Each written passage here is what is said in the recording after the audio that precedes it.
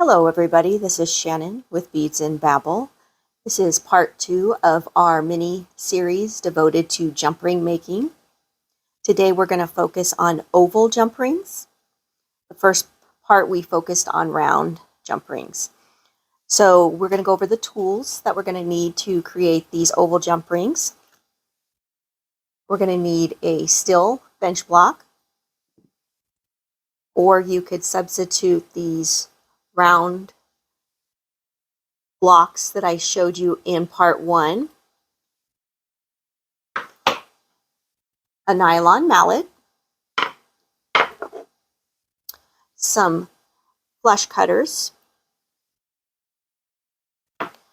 some nylon jaw pliers, 2 pairs of pliers for closing and opening the jump rings, an assortment of 16 gauge and 18 gauge wire. I cut these between 8 and 12 inches long, the lengths of wire. And these are the mandrels we'll be working with today to create the jump rings. The first one is simply a piece of 12 gauge brass wire bent in half. Real easy. And this creates a jump ring, an oval jump ring that's approximately 4.5 by 2 millimeters in size. Second one is a pair of nails, heavy gauge nails that I hacksawed the heads off of, blunted the tip so you don't arm yourself while you're using them, and used packing tape, or this is painter's tape, to close off the end. And I should have mentioned that some painter's tape would come in handy as well today for just securing these mandrels together. Lastly is a pair of design stamps that I simply packaged, taped together, painter's tape together, and I used cocktail sticks to wedge in between just to keep them a little bit more rigid. And this is for a technique that I'm going to show you in this video why I did this. So I pulled those out and I just clipped off the ends with a pair of flush cutters, which you can use because it's wood, it won't hurt your flush cutters. And these are the jump rings that we'll be working with, making today, and I'll show you how to make these with the mandrels. You can make a huge variety in relatively short amount of time. Alrighty, so I am going to bring in a 16 gauge copper core silver plated craft wire, and I'm going to use the design stamp mandrel that I made, and I'm going to keep the mandrel in my left non-dominant hand and the wire in my right dominant hand, and I'm going to leave a little bit of a tail over, and I'm going to use my thumb on my left hand to press the wire against the mandrel. And I'm kind of holding my positioning my elbows on my craft table just to give me a little bit more stability as I do this. And that's why I cut the wire at a certain length. You can work off the spool as I explained in the first video if you choose to. And then I just simply use the pressure of my fingers to make my wrap. So I get that crossover, and then I'm going to move my thumb up to that tail and hold it while I pull the wire over so I get the first coil relatively secure. And then I'm going to continue the coil along the mandrel by just the winding motion.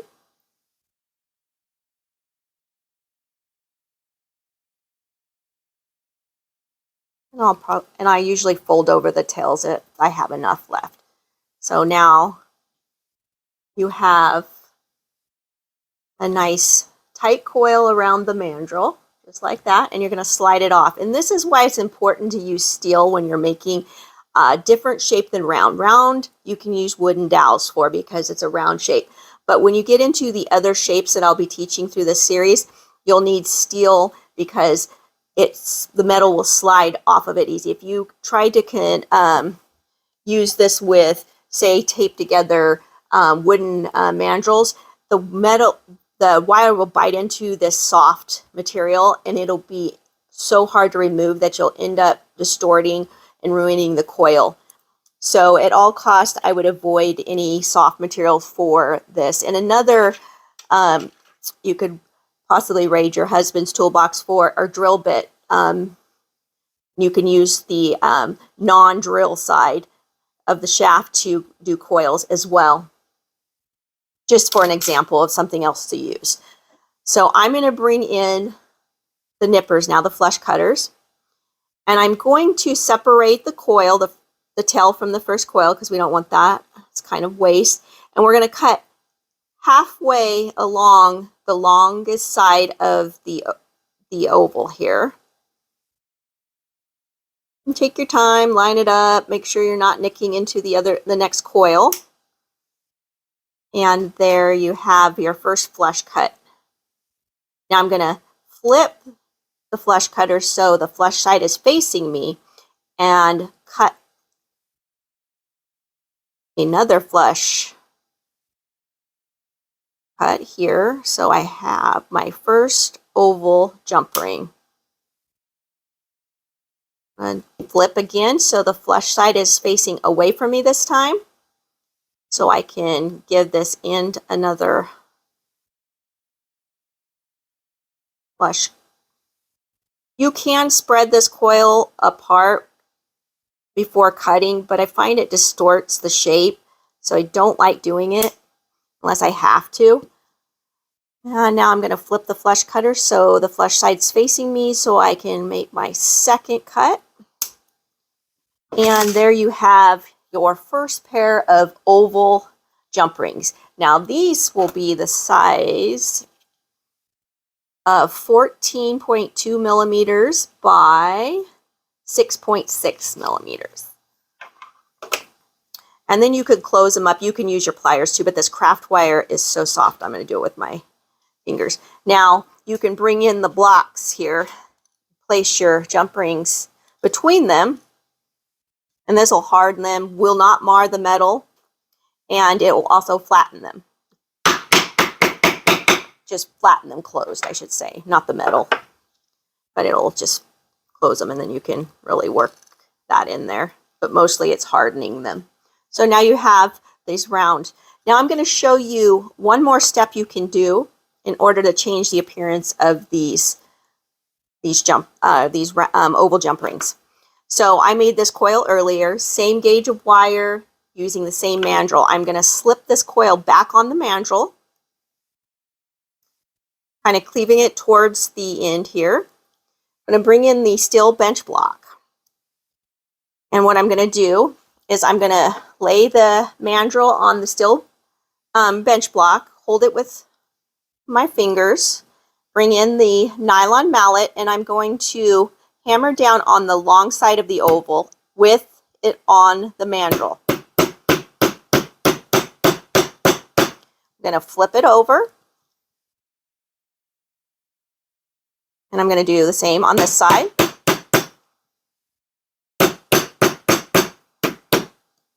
Flip it over again. Hammering the whole length of this long side of the oval. I'm going to slide it off, and this is another reason why you're going to want steel rather than dowels, wooden dowels. So now you can see that it kind of, well, it does. It changes the shape of the oval. It's instead of more of a curved side, it straightens that side. Let me cut a couple of these off. I already have a flush cut on this side. I did it earlier, so I'm going to hold the flush cutters towards me and cut again to have two flush ends on. And then I'm going to flip it, cut a flush side here, flip it again, the secret of the flip. So you get 2 flush ends. And as I said, I'm really pleasantly surprised by these Harbor Freight flush cutters. And then I'll close these up.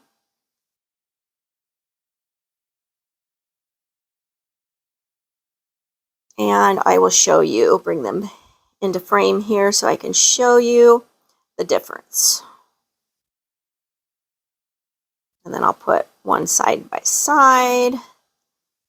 And as you can see, it definitely gives it a more elongated oval, that technique. You can use this technique on all the mandrels, all the oval mandrels, whether you prefer a more organic curved oval or a more, I guess, streamlined oval. This kind of resembles the paper clip chain, and you can make chain out of this heavier gauge 16 gauge wire. So you can make a bunch of jump rings, oval jump rings, and attach them to each other. Sorry, I'm stumbling all over the place today. So I'm going to set those aside. That's the one mandrel, and then I'm going to bring in the nail mandrel. And I'm going to use a 16 gauge piece of copper wire. Same technique on all of this. So I'm going to just wind and do the same exact thing as I did with the previous mandrel. And as you can see, this does not have cocktail sticks between it. Doesn't need it.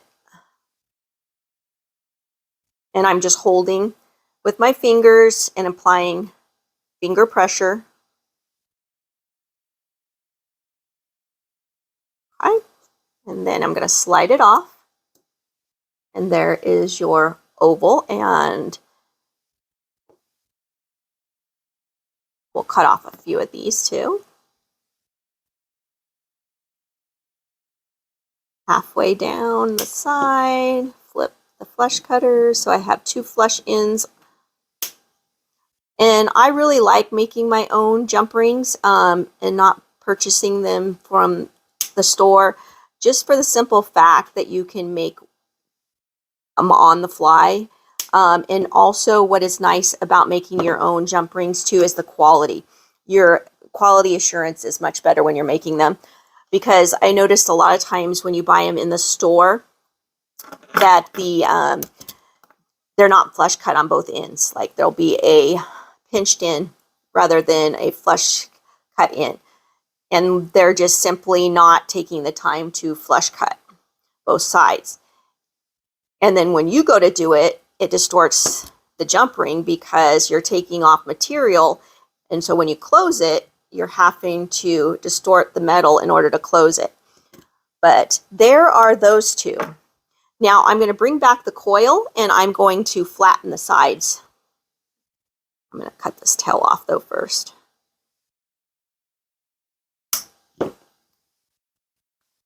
Bring back the coil, slide it back on the mandrel, bring in the bench block and the mallet. I usually do the both sides twice. I'll come back, make sure I'm getting everything.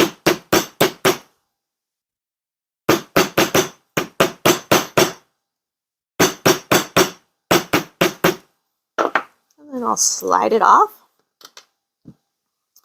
And I will cut a couple of these for you. And see how different that simple step makes.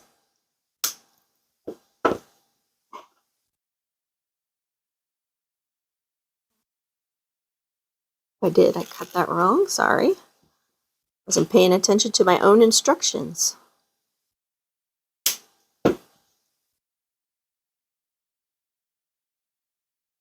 Just making my flush cuts on both sides here. Also, if I wear glasses, so I don't have to worry so much about safety glasses, but if you're clipping, a lot of these pieces tend to go flying everywhere, so it wouldn't be a bad idea to put safety glasses on while you're making your jump rings. And I'm going to show you something that is probably more common than not. happens sometimes. I'm just straightening up these ends here. But you'll get where when you're nipping in your coil, you're going down and doing your flush cuts, you're having to take off material, so you're getting closer and closer to the curvature of the oval. And you want to avoid that because that causes a weak point.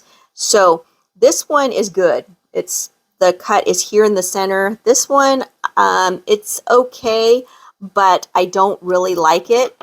So just be aware of that when you're cutting. You are going to lose some of the ovals due to the way we're cutting this. If you have a jeweler's saw, that's great. You can cut through in one fair swoop through the whole thing, which makes it really nice.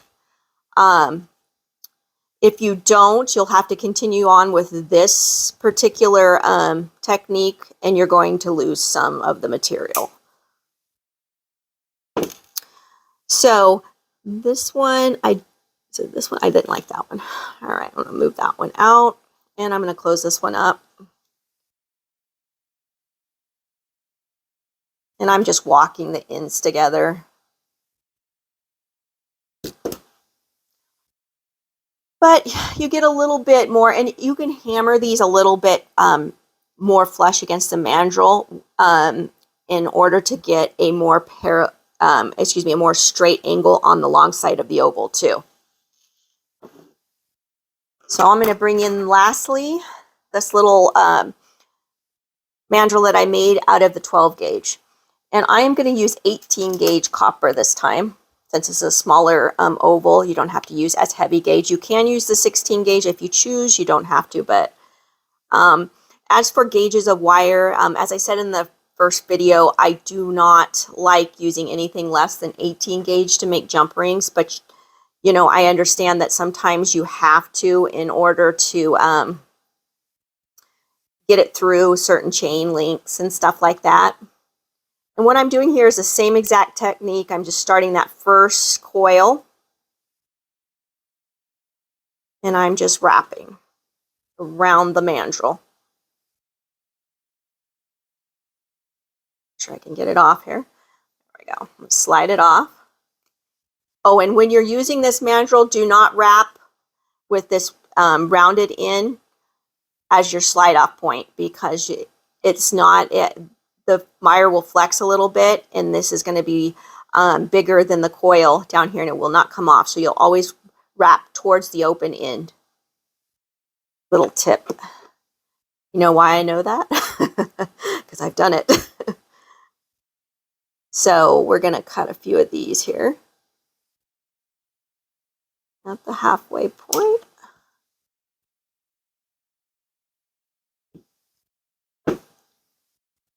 Just a little bit further. And flip the flush cutters so I have two flush sides facing each other.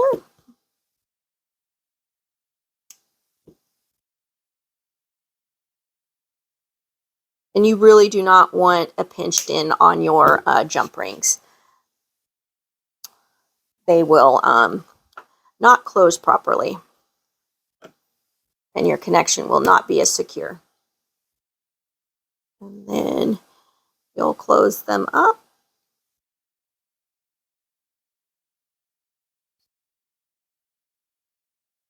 Using the match them up there. But there you are. Those are smaller.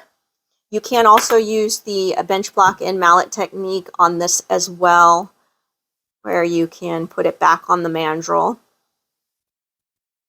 Just walk it back on there. This one I kind of keep towards the end.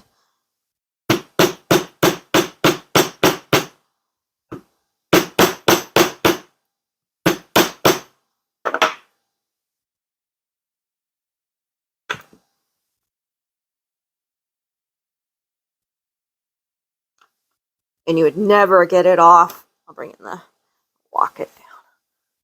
Pointing down as I'm doing this so it doesn't go flying. I'd never find it. But as you can see, it tightens that up quite a bit. And definitely changes the shape of the coil.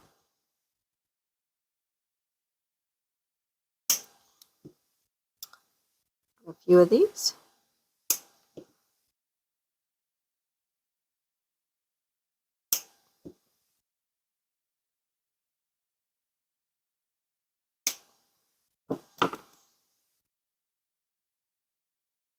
Close them up. You can see the shape. Now we'll flatten the sides of the ovals a little bit, this side, because of the bench block. So keep that in mind when you are doing it. But yes, it changes it. I mean, sometimes it's more subtle than others depending on the wire you're using, how much force. But it's a nice little trick to know, a technique to know in order to just change your ovals slightly. But there you have it. You can use that simple technique and then the slight advanced one to change the shape of your oval jump rings. Super easy to make, fun. You can take a day and just make an assortment so you have them ready to go when you decide to make your jewelry, or you can just make them as you go. That way then you're not having to keep a surplus lying around. But that is it for today, and our next part in this series will be rectangular and square jump rings. And I'll be back with that tutorial. And until then, you guys have a great day.